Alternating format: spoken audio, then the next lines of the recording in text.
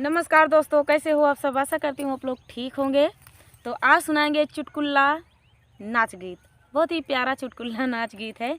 तो सास, ननद और भाभी तीनों लोग इसमें शामिल हैं।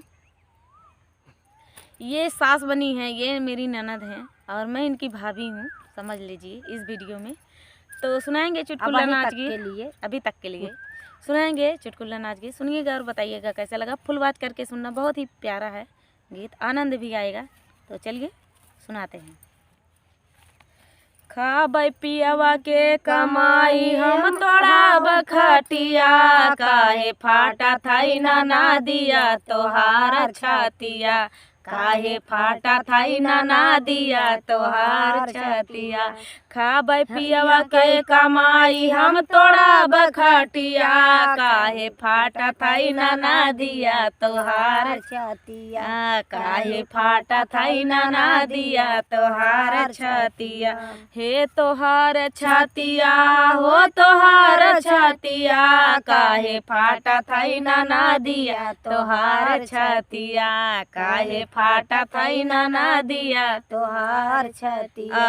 अरे सासुरी सियाई है हमारा काउकारी है, सासुरी सियाई है हमारा काउकारी है, सासुरी सियाई है हमारा काउकारी है। ऐसे घूमबै ना दिया बाजार हटिया, काहे फाटा थाई ना दिया तोहार छातिया, काहे फाटा थाई ना दिया तोहार छातिया।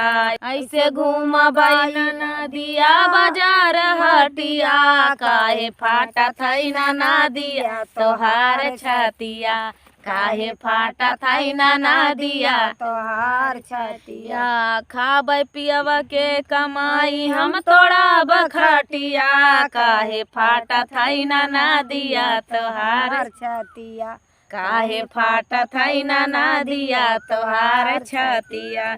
अरे जेठनी ऋषियाई है हमारा काउकारी है, जेठनी ऋषियाई है हमारा काउकारी है। ऐसे सोबै खटिया वाला गाई ताकिया, काहे फाटा थाई ना दिया तोहार छातिया, काहे फाटा थाई ना दिया तोहार छातिया। ऐसे सोबै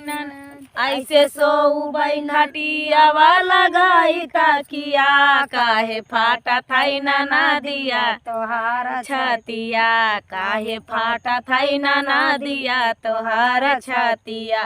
खाबै पियावा के कमाई हम तोड़ा बखटिया, काहे फाटा थाई ना दिया तोहार छातिया, काहे फाटा थाई ना दिया तोहार छातिया।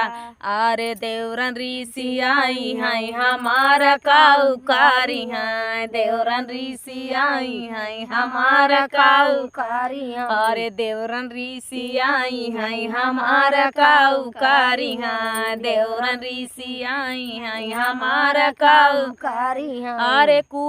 अरे माचिया बैठ के कुचा बबीरवा, काहे फाटा थाई ना दिया तोहार छातिया, काहे फाटा थाई ना दिया तोहार छातिया।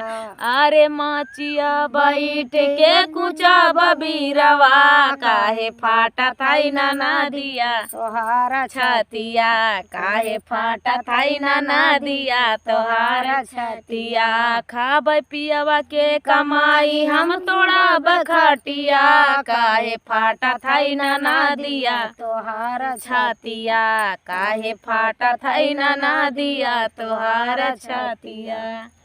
तो दोस्तों, ये प्यारा सा चुटकुला नाच गीत आप सभी को कैसा लगा कमेंट में बताना दोस्तों। मिलते हैं नेक्स्ट वीडियो में, तब तक के लिए नमस्कार।